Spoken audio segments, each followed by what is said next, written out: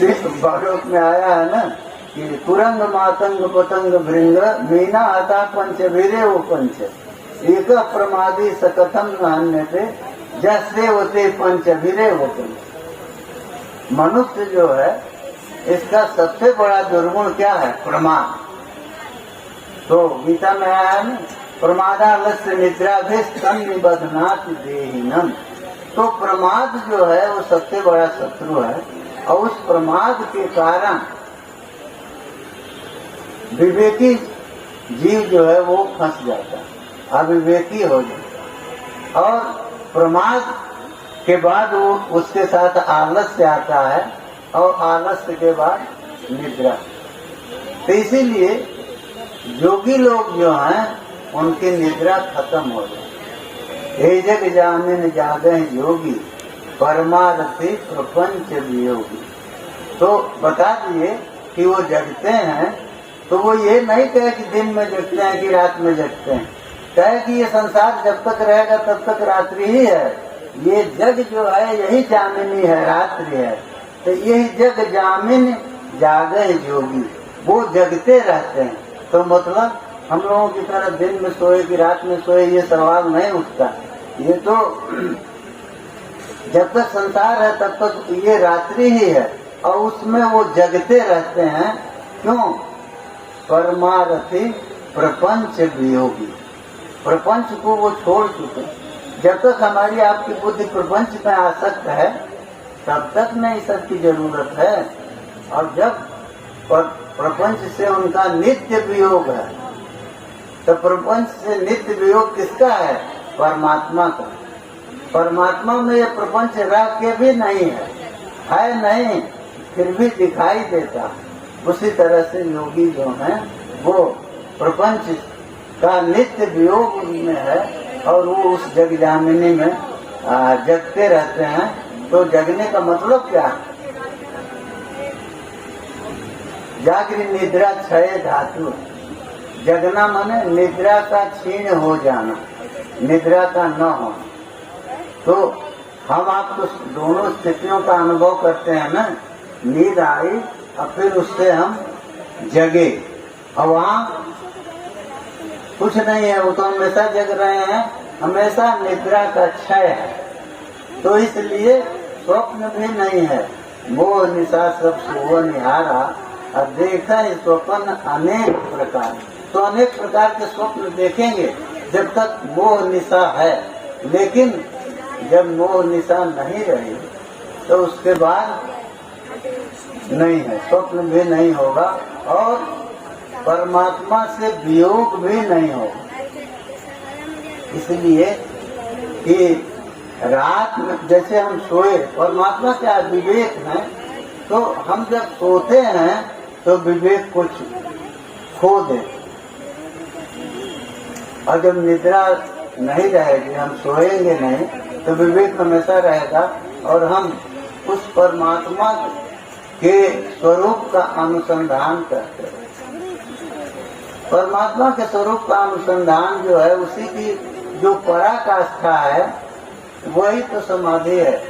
उसी में आदमी, क्योंकि समाधि का अर्थ इतना ही है, सम्यकतया अच्छी तरह से मन का आधान माने स्थापन। तो मन का स्थापन कहाँ करेंगे?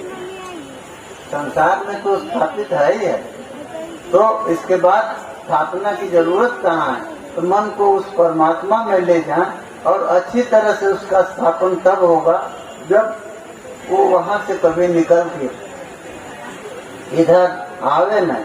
तो मोह की रात्रि बीत जाएगी, तो ये जगत रूपी स्वप्न जो है वो दिखाई नहीं देगा, और हम वो केवल आनंद ही रहेगा।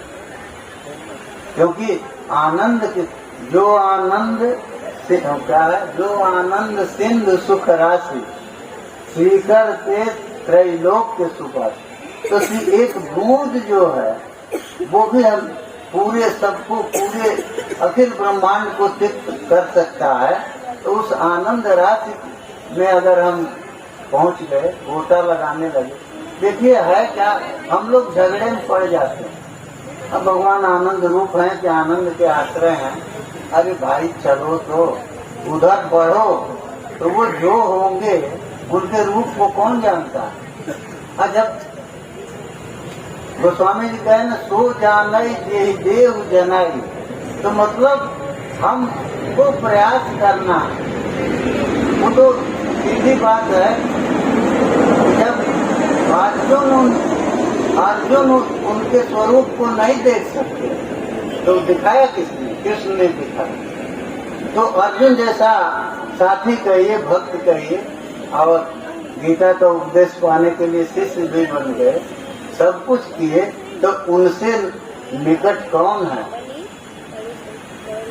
नर नारायण दोनों हैं। तो इसके बाद भी वो जान नहीं पाए। तो वो कहते हैं ना भगवान की माम तु व्यक्ति ने कष्ट बहुन में व्यतीता ने जन्मा नहीं तव जाती। कहे अर्जुन तुम्हारे बहुत से जन्म बीते और हमारे भी बीते हैं, लेकिन तो कोई कहेगा नहीं तब तो महाराज हम आप बराबर हो गए, आप भी इस चक्कर में पड़े हुए हैं, हम भी पड़े हुए हैं। कहे नहीं, कान्य हम वेद सर्वाणी, कहे कि हम उन सबको जानते हैं, केवल अपना ही जन्म नहीं जानते, तुम्हारा भी जानते। कान्य हम वेद सर्वाणी न तुम वेद परंतप, कहे कि तुम उनको नहीं जानते। तब अर्जुन के मन में वो होगा ना कि महाराज कौन सी ऐसी चीज है कि बहुत से जन्म आपके भी हुए, हमारे भी हुए, और आप सब जानते हैं, हम नहीं जानते।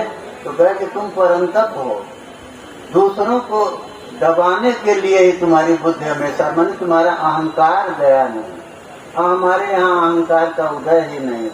तो कितना अंतर, वहाँ से अहंकार गया नहीं और यहाँ अहंकार आया ही नहीं। तो इसलिए तो परंतु गीता में जितने भी संबोधन हैं, चाहे अर्जुन के हों, जिसके भी हों, वो सब साभिप्राय हैं, बिना अभिप्राय के एक भी संबोधन नहीं। जरूरत इतनी ही है कि हम उधर अपनी दृष्टि को ले जाएं, और दृष्टि न जाए तो परमात्मा से प्रार्थना करें, क्योंकि जो अर्जुन के मोह चक्षु को निवृत्त करके और दिव्य चक्षु दे सकते हैं, तो हमको दिव्य चक्षु न दें तो उतना समझने की शक्ति तो दे सकते हैं, और वो देते हैं। और यदि अपने इस स्वभाव को वो छोड़ दिए तो वो परमात्मा नहीं है। क्यों? उनका दया जो है वो उनका स्वभाव है, क्षमा करना ये स्वभाव है। उनके अंदर क्षमा न हो तो हम लोग जितना अपराध करते हैं उससे हमारा उद्धार संभव है। इसीलिए ब्रह्मा जी ने कहा ना, ब्रह्मस्तुति में आया कि